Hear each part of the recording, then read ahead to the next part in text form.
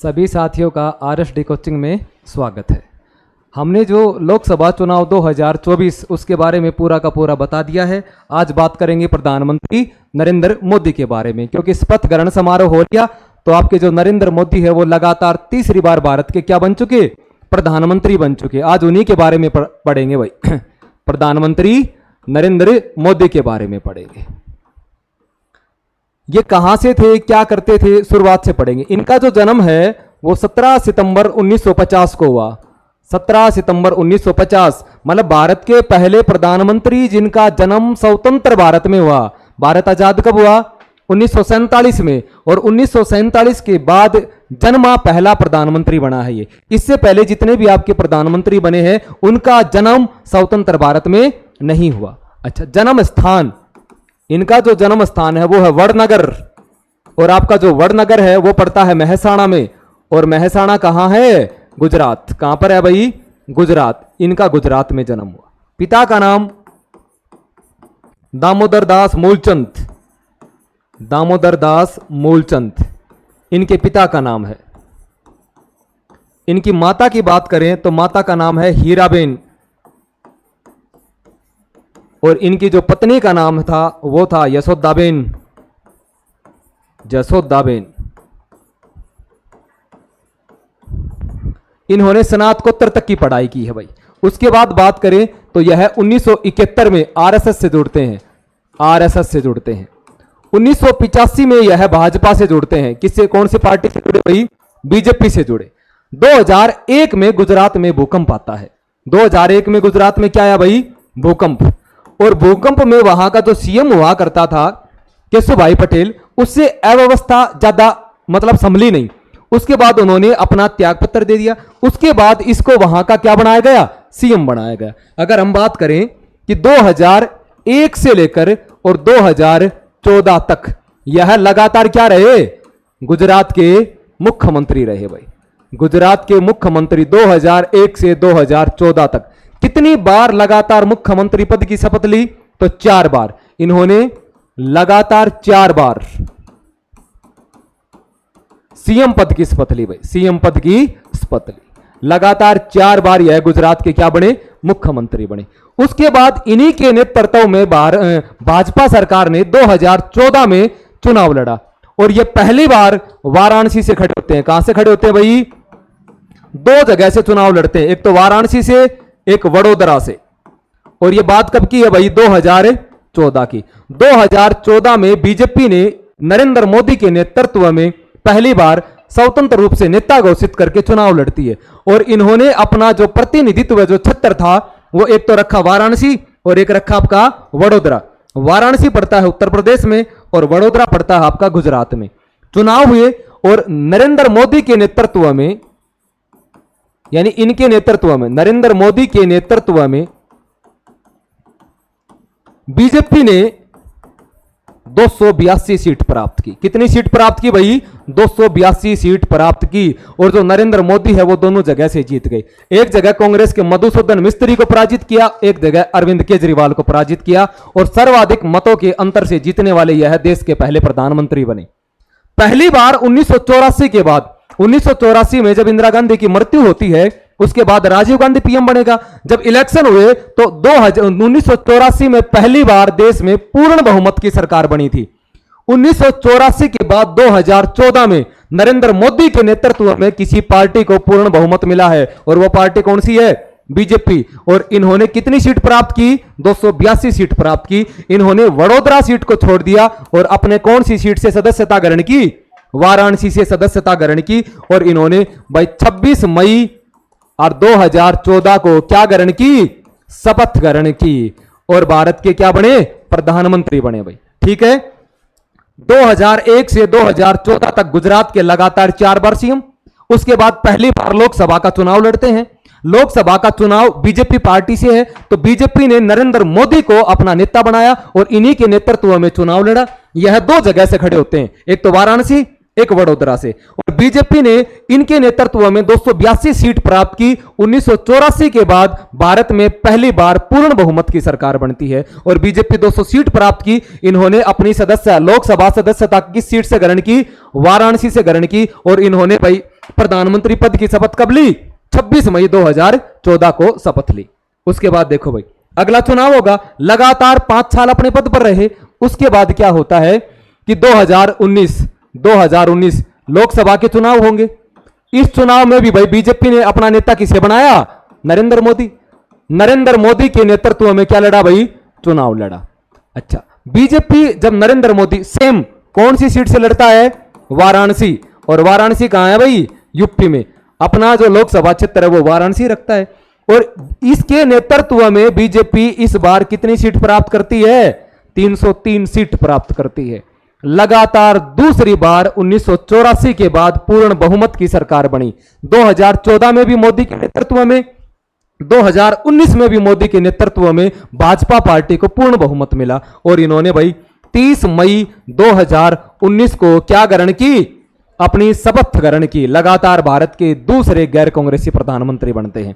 अटल बिहारी वाजपेयी भी बने हैं, उसके बाद ये बनते हैं। अब 2019 के बाद इलेक्शन कब होंगे? 2024। अब 2024 के लोकसभा चुनाव होते हैं भाई। 2024 के लोकसभा चुनाव होते हैं। इस चुनाव में भी बीजेपी ने अपना नेता किसे रखा? नरेंद्र मोदी को रखा। नरेंद्र मोदी के नेतृत्व में बीजेपी अपना चुनाव लड़ती है। और इस चुनाव में बीजेपी को कितनी सीट प्राप्त होती है? 240 सीट प्राप्त होती है। बीजेपी को पूर्ण बहुमत तो नहीं मिला, लेकिन एनडीए सरकार को, बीजेपी प्लस सहायक दल जो एनडीए सरकार है, एनडीए को मिल गया 292 सीट। और वर्तमान में एनडीए की जो संख्या है वो बढ़कर हो गई 302। कितनी हो गई भाई? 302 हो गई। मतलब बीजेपी पार्टी सबसे बड़ी पार्टी के रूप में आई। और इनके नेतृत्व में लगातार बीजेपी पार्टी ने तीसरी बार अपनी क्या बनाई है? सरकार बनाई है। इनका जो लोकसभा क्षेत्र है वो कौन सा है? वाराणसी है। कौन सा भाई? वाराणसी। लगातार तीनों बार इनका लोकसभा वाराणसी है।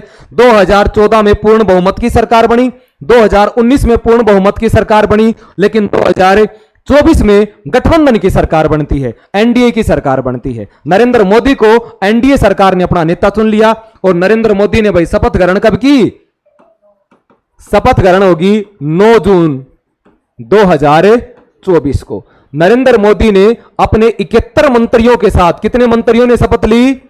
71 मंत्रियों के साथ। एक नरेंद्र मोदी खुद प्रधानमंत्री और एक 71 मंत्रियों ने 9 जून 2024 को क्या ली? शपथ ली। और जैसे ही शपथ ली तो नेहरू के बाद लगातार 3 बार पीएम पद की शपथ लेने वाला पहला गैर कांग्रेसी प्रधानमंत्री कौन बना?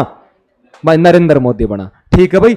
इसका जो शपथ ग्रहण समारोह था उसमें भारत के आसपास के जितने भी देश हैं, जैसे नेपाल है, बांग्लादेश है, भूटान है, आपका बांग्लादेश है, मॉरिशस है, मालदीव है, इनके जो राष्ट्राध्यक्ष हैं वो भी शामिल हुए। जैसे मैं बात करते हैं बांग्लादेश की।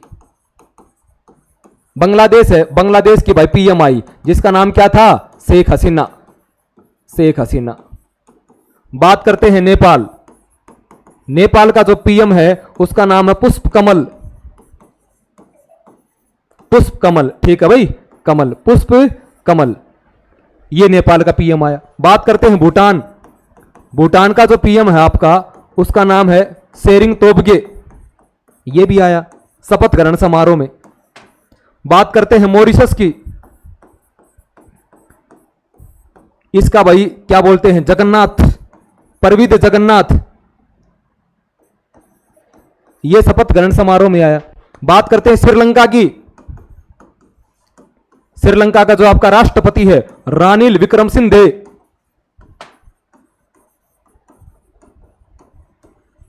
ये आया। बात करते हैं मालदीव की। मालदीव का भाई पीएम आया जिसका नाम है आपका मोहम्मद मुज्जू। बात करते हैं सेशल्स की। यहां से आया जिसका नाम है आपका अहमद अफीक। कहने का मतलब भारत के आसपास के जितने भी देश हैं वो मोदी के शपथ ग्रहण समारोह में क्या लिया? उन्होंने हिस्सा लिया। और मोदी अपने कितने मंत्रियों के साथ? 71 मंत्रियों के साथ शपथ ग्रहण करता है। कौन कौन से जो मंत्री हैं, जो मेन मेन विभाग हैं, कल उनके विभागों का भी क्या कर दिया गया, बंटवारा कर दिया भाई। मंत्रियों को शपथ, मंत्रियों को जो शपथ दिलाता है वो कौन दिलाता है, राष्ट्रपति दिलाता है। कौन दिलाता है भाई, राष्ट्रपति दिलाता है। लेकिन मंत्रियों के विभागों का बंटवारा, मंत्रियों के विभागों का बंटवारा यह कौन करता है, प्रधानमंत्री करता है। कौन करता है भाई, प्रधानमंत्री करता है। और मंत्रियों के विभागों का बंटवारा कब किया गया, कल किया गया। कल कितनी तारीख थी, 10। कब की गई भाई, 10 जून 2024 को मंत्रियों के विभागों का बंटवारा कर दिया गया। कौन कौन से मंत्री को कौन कौन से पद मिले हैं, कौन कौन से विभाग मिले हैं, जो मेन मेन विभाग है वो मैं आपको बता देता हूं। जैसे बात करते हैं, सबसे पहले बात करेंगे अमित शाह की। अमित शाह है, उसको कौन सा विभाग मिला भाई, गृह मंत्रालय। कौन सा मिला, गृह मंत्रालय मिला। अमित शाह के पास गृह मंत्रालय, पिछली बार भी क्या था, गृह मंत्रालय हुआ करता था। बात करते हैं राजनाथ सिंह। राजनाथ सिंह ये बीजेपी के नेता भाई। अमित शाह ने चुनाव लड़ा था गांधीनगर से, जीत गए। राजनाथ सिंह ने चुनाव लड़ा था लखनऊ से, जीत गए। और राजनाथ सिंह को दोबारा कौन सा विभाग मिल गया, रक्षा मंत्रालय मिल गया। बात करते हैं आपकी एस जयशंकर की, एस जयशंकर, और इनको कौन सा विभाग दे दिया गया, विदेश मंत्रालय, विदेश मंत्री बना दिया गया। 2019 में भी इनको कौन सा मंत्रालय दिया गया था, विदेश मंत्रालय दिया गया था। उसके बाद देखो भाई, शिवराज सिंह चौहान जो मध्य प्रदेश के सीएम हुआ करते थे, शिवराज सिंह चौहान, यह विदिशा लोकसभा सीट से खड़े हुए थे। 8.21 लाख वोटों से जीत गए। सर्वाधिक मतों के अंतर से जीतने वाले तीसरे सांसद हैं ये। ठीक है भाई, लगातार जीतते हैं। और यह है शिवराज सिंह चौहान, इसको कौन सा मंत्रालय दिया गया है, कृषि मंत्रालय दिया गया है। कौन सा मंत्रालय मिला भाई, कृषि और पंचायती राज। कृषि के साथ कौन सा दे दिया, पंचायती राज दे दिया, ग्रामीण विकास से संबंधित है आपका। बात करते हैं निर्मला सीतारमन। निर्मला सीतारमन, इनको कौन सा मंत्रालय दे दिया, वित्त मंत्रालय दे दिया। कौन सा दे दिया भाई, वित्त मंत्रालय दे दिया। पिछली बार भी वित्त मंत्रालय था इनके पास। बात करते हैं धर्मेंद्र प्रधान की।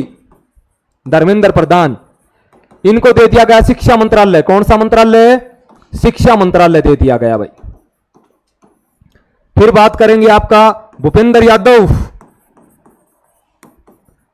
इनको दे दिया गया वन एवं पर्यावरण, वन एवं पर्यावरण मंत्रालय दे दिया गया। पिछली बार भी इनके पास यही मंत्रालय हुआ करता था। उसके बाद बात करेंगे मनोहर लाल खट्टर, जो हरियाणा के सीएम थे। मनोहर लाल खट्टर का करनाल से खड़े हुए थे भाई, और इनको दे दिया ऊर्जा और शहरी आवास, शहरी विकास मंत्रालय।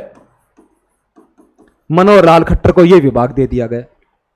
और बात करें तो जितन राम मांझी, जितन राम मांझी, इनको दे दिया उद्योग, सूक्ष्म लघु एवं मध्यम उद्योग, उद्योग मंत्रालय दे दिया गया इनको। बात करते हैं अश्वनी वैष्णव की। अश्वनी वैष्णव, इनको दे दिया गया भाई रेलवे मंत्रालय, रेलवे दे दिया गया। पिछली बार भी इनके पास रेलवे हुआ करता था। बात करते हैं पीयूष गोयल की। पीयूष गोयल, और पीयूष गोयल को मिल गया आपका वाणिज्य मंत्रालय। कौन सा भाई, वाणिज्य मंत्रालय दे दिया। बात करते हैं गजेंद्र सिंह शेखावत की। गजेंद्र सिंह शेखावत, संस्कृति एवं पर्यटन, संस्कृति एवं पर्यटन, जल का भी दिया है, संस्कृति एवं पर्यटन मंत्रालय इसको दे दिया गया। और बात करते हैं अन्नपूर्णा की, इसको मिल गया महिला एवं बाल विकास, महिला एवं बाल विकास मंत्रालय,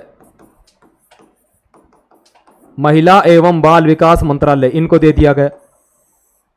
ये जो आपके प्रमुख मंत्रालय हैं, ये पूरे के पूरे ये हैं। कहने का मतलब लगभग जो बड़े मंत्रालय हैं वो वैसे के वैसे उन्हीं ही मंत्रियों को दिए गए हैं।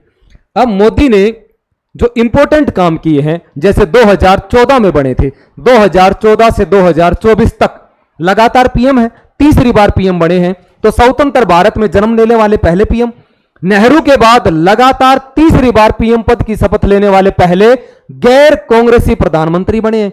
अच्छा, अब इसकी बात करते हैं क्या क्या काम किया इन्होंने। देखो, इन्होंने 2014 में यूएनओ में किसमें भाषण दिया भाई? हिंदी में भाषण दिया। अटल बिहारी वाजपेयी के बाद हिंदी में भाषण देने वाले कौन से व्यक्ति बने? दूसरे व्यक्ति बने। कब दिया? 2014 में दिया। अगर बात करते हैं 2014 में इन्होंने लाल किले से घोषणा की थी कि हम किसको समाप्त कर देंगे? योजना आयोग को क्या कर देंगे? समाप्त कर देंगे। और 1 जनवरी 2015 को इन्होंने क्या बना दिया? नीति आयोग का गठन किया। तो भाई नीति आयोग का गठन भी किसने किया? फिर 2014 से लेकर वर्तमान तक नरेंद्र मोदी ने पता नहीं कितनी योजनाएं चालू की है। उनमें से जो इंपॉर्टेंट योजनाएं हैं हम उनका बात करते हैं। जैसे बात यह है, पहला तो यही आएगा make in India. Make in India एक ये प्लान, एक ये योजना चलाई। हम पहले कोई भी वस्तु खरीदते थे, जहां भी उस चीज पर देखते थे तो made in Japan, made in China. वर्तमान में नरेंद्र मोदी की सरकार बनी तो इन्होंने कहा कि सारी की सारी चीजें कहां पर निर्मित होंगी? भारत में निर्मित। विदेशी कंपनी अगर निवेश करेगी तो भारत में निवेश करेगी और उस पर क्या लिखा जाएगा? Make in India. भारत को आत्मनिर्भर बनाना तो एक बड़ा सपना है। फिर मोदी सरकार ने चलाई डिजिटल इंडिया। कौन सी चलाई भाई? Digital India. ये योजना चलाई। पूरे के पूरे को क्या कर दो? कैशलेस कर दो। सारी की सारी चीजों को डिजिटल सुविधाएं दो। लोगों को आधुनिक सुख सुविधाएं के बारे में बताओ। कैशलेस सिस्टम शुरू करो। तो डिजिटल ये शुरुआत की। फिर बात करेंगे सुकन्या योजना। अच्छा, सुकन्या योजना का मतलब आप ये है, आप ये पढ़ो, बेटी बचाओ बेटी पढ़ाओ, बेटी बचाओ बेटी पढ़ाओ।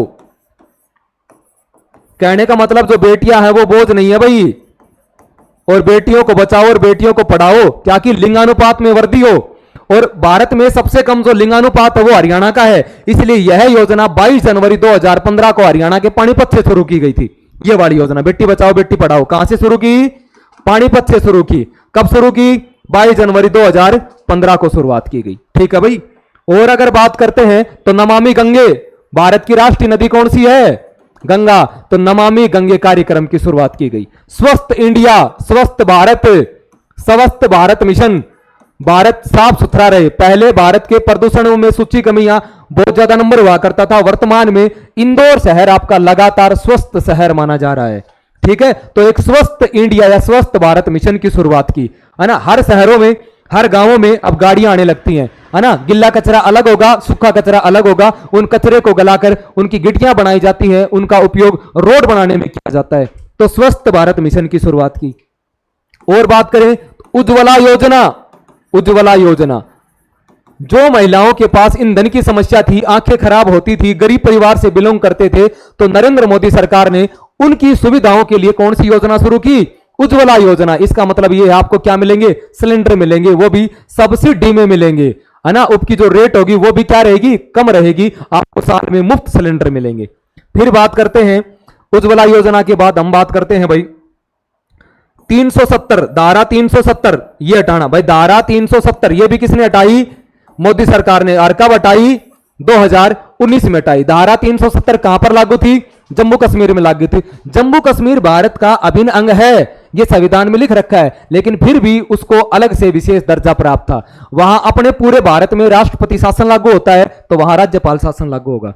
अपने का कार्यकाल 5 वर्ष है, तो वहां की विधानसभा का 6 वर्ष होगा। उसको भारत से अलग कर रखा था। लेकिन नरेंद्र मोदी सरकार ने धारा 370 हटाई और जम्मू कश्मीर को भी भारत का क्या मान लिया गया? अभिन्न अंग मान लिया गया। सेम शासन बना दिया गया और जम्मू कश्मीर को क्या बना दिया? केंद्र शासित प्रदेश बना दिया। 3 तलाक, 3 तलाक भाई, इसको भी किसने समाप्त किया? नरेंद्र मोदी सरकार ने समाप्त किया। इसका मतलब यह है कि जो 3 तलाक है, इनका जो उल्लेख मिलता है वो शरीयत में मिलता है। किसी भी धार्मिक किताब में 3 तलाक का उल्लेख नहीं मिलता। जो शरीयत का कानून होता है, जो शरिया कानून होता है, उसमें बनाया गया है। लेकिन भारत है, भारत तो चलता है किसके अनुसार? संविधान के अनुसार। तो संविधान में इस चीज का कहीं पर भी उल्लेख नहीं था, इसलिए केस हुआ और उस केस में सुप्रीम कोर्ट ने फैसला सुनाया कि 3 तलाक गैर कानूनी है, इसलिए 3 तलाक को क्या कर दिया?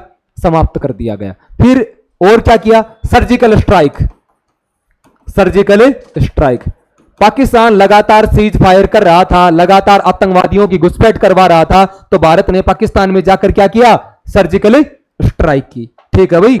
और बात करें तो क्या है? CAA, सिटीजनशिप अमेंडमेंट एक्ट, नागरिकता संशोधन अधिनियम, यह लागू कर दिया मोदी सरकार ने। और बात करें तो समान सिविल संहिता UCC, कहने का मतलब प्रत्येक राज्य में एक ऐसा कानून होना चाहिए जो सभी धर्मों के लिए, सभी वर्गों के लिए समान हो, और ये मोदी सरकार ने उत्तराखंड राज्य में लागू कर दिया है। और इनकी पहुंच यही है कि पूरे भारत में एक सभी के लिए, सभी संप्रदाय के लिए, सभी धर्मों के लिए, सभी जात के लिए, एक काम के लिए एक ही कानून होना चाहिए। विवाह का जो कानून है वो सभी के लिए समान होना चाहिए, संपत्ति का जो कानून है वो सभी के लिए समान होना चाहिए। तो ये है आपका यूसीसी। फिलहाल मोदी सरकार ने उत्तराखंड राज्य में लागू कर दिया, पहले गोवा राज्य में लागू हुआ करता था। ठीक है भाई। अगर और बात करें हम, तो मोदी सरकार ने कृषि बिल पेश किया था, लेकिन कृषि जो बिल है किसानों के विरोध के कारण उसको क्या ले लिया गया, वापस ले लिया गया भाई।